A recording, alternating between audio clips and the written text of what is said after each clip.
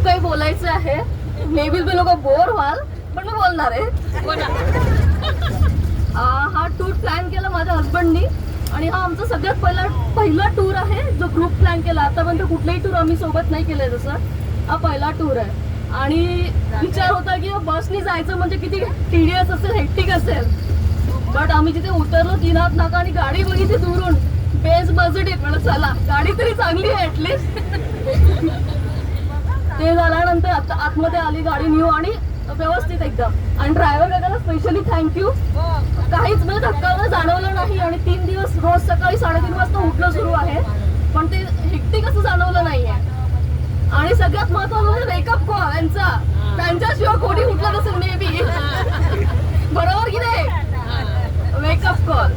आणि बोलायचं असं झालंय की या दोघांचा सपोर्ट, प्रवीण आणि आदित्य, थँक्यू तुम्हाला, कारण तुम्ही खूप जास्त सपोर्ट केला आहे आणि त्याशिवाय हे पॉसिबल नव्हतं. आणि हा जेवणाचं तर खूप चांगलं आहे, पण पहिल्या दिवशी तो उकडीचा मोदक आणि ते जेवण होतं आय थिंक हेवनली जेवण. कारण त्यानंतर जे लोक झोपले तर 2 तास एकाचा आपण आवाज नाही आलेला, बरोबर का. जेवण अप्रतिम, राहण्याची सेवा एकदम चांगलं आणि सगळं व्यवस्थित झालंय. माझा हसबंड म्हणतोय की नेक्स्ट टाइम कोकणचा प्लॅन आपण यांच्यासोबतच करूया, बघूया तो कसा होता. हा तर एकदम बेस्टच आहे. आणि मी इथे खोटं बोलून आली आहे माझ्या ऑफिस मधून की इमर्जन्सी आली आहे म्हणून. त्यावेळी मी एकही पोस्ट कुठे टाकली नाही आहे. ज्या वेळेला टाकेल त्यावेळेला निश्चयला नक्कीच टॅग करेल.